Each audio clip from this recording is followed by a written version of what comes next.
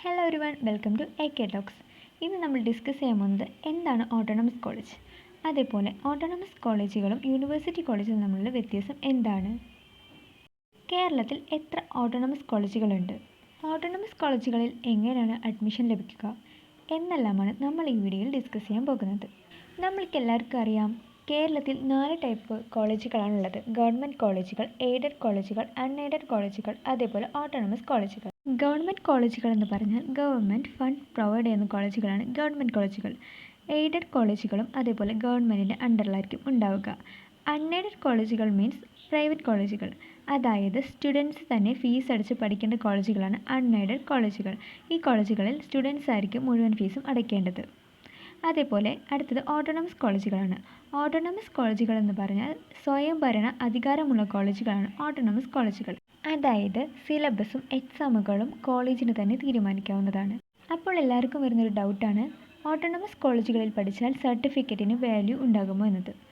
Value ഉണ്ടാകും, കാരണം ഇത് ഓട്ടോണമസ് കോളേജുകൾ സ്വയം അധികാരമുണ്ടെങ്കിലും അത് യൂണിവേഴ്സിറ്റികളുടെ അണ്ടറിൽ വരുന്നതാണ്. അതായത് കാലിക്കറ്റ് യൂണിവേഴ്സിറ്റിയുടെ അണ്ടറിലാണ് ഒരു ഓട്ടോണമസ് കോളേജ് എങ്കിൽ അതിലെ സർട്ടിഫിക്കറ്റ് എല്ലാം പ്രൊവൈഡ് ചെയ്യുന്നത് യൂണിവേഴ്സിറ്റികളായിരിക്കും. അതുപോലെ MG യൂണിവേഴ്സിറ്റിയുടെ അണ്ടറിലാണ് ഓട്ടോണമസ് കോളേജ് എങ്കിൽ അതിൻ്റെ സർട്ടിഫിക്കറ്റുകൾ പ്രൊവൈഡ് ചെയ്യുന്നത് MG യൂണിവേഴ്സിറ്റി ആയിരിക്കും.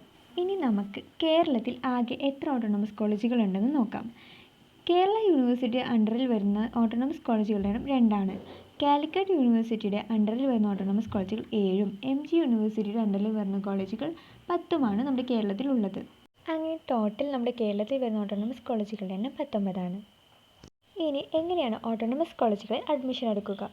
അതായത് ഓരോ കോളേജിനും ഓരോ വെബ്സൈറ്റുകൾ ഉണ്ടാകും. അതിൽ കയറിയാണ് നമ്മൾ അഡ്മിഷന് അപ്ലൈ ചെയ്യേണ്ടത്.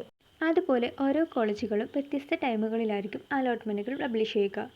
അതനുസരിച്ച് നമുക്ക് ലഭിച്ച കോളേജുകളിൽ നേരിട്ട് ചെന്ന് അഡ്മിഷൻ നേടാവുന്നതാണ്.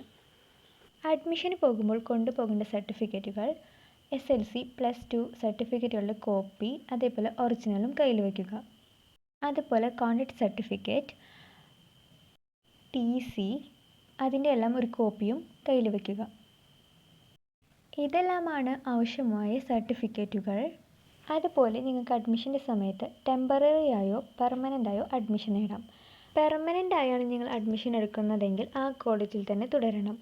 അല്ല, ടെമ്പററി ആയാണ് അഡ്മിഷൻ എടുക്കുന്നതെങ്കിൽ നിങ്ങൾക്ക് വേണമെങ്കിൽ മറ്റ് കോളേജുകളിൽ അഡ്മിഷൻ ലഭിച്ചാൽ അങ്ങോട്ട് മാറാവുന്നതുമാണ്. ഇതെല്ലാമാണ് ഓട്ടോണമസ് കോളേജിലെ അഡ്മിഷനെ പറ്റി പറയാനുള്ളത്. ഇനി നിങ്ങൾ യൂണിവേഴ്സിറ്റി കോളേജുകളിലാണ് അഡ്മിഷൻ എടുക്കാൻ ആഗ്രഹിക്കുന്നതെങ്കിൽ, ഫോർ എക്സാമ്പിൾ നിങ്ങൾ കാലിക്കറ്റ് യൂണിവേഴ്സിറ്റിയുടെ അണ്ടറിലുള്ള കോളേജിലാണ് അഡ്മിഷൻ എടുക്കാൻ ആഗ്രഹിക്കുന്നതെങ്കിൽ കാലിക്കറ്റ് യൂണിവേഴ്സിറ്റിയുടെ സൈറ്റിൽ കയറി നിങ്ങൾക്ക് എത്ര കോളേജ് വേണമെങ്കിലും അപ്ലൈ ചെയ്യാവുന്നതാണ്. അതനുസരിച്ച് യൂണിവേഴ്സിറ്റി അലോട്ട്മെൻറ്റ് പബ്ലിഷ് ചെയ്യുമ്പോൾ ഏതാണ് കോളേജ് കിട്ടിയതെങ്കിൽ അവിടെ പോയി പെർമനൻ്റ് ആയോ ടെമ്പററി ആയോ അഡ്മിഷൻ നേടാം. ഇതെല്ലാമാണ് ഓട്ടോണമസ് കോളേജിനെയും യൂണിവേഴ്സിറ്റി കോളേജുകളെയും പറ്റി പറയാനുള്ളത്. Thank you for watching. ഇനി വല്ലതും അറിയാനുണ്ടെങ്കിൽ കമൻറ്റ് ചെയ്യുക. അതേപോലെ നമ്മുടെ ചാനൽ ആദ്യമായിട്ടാണ് കാണുന്നതെങ്കിൽ ഒന്ന് സബ്സ്ക്രൈബ് ചെയ്യുക, ലൈക്ക് ചെയ്യുക, ഷെയർ ചെയ്യുക. Thank you.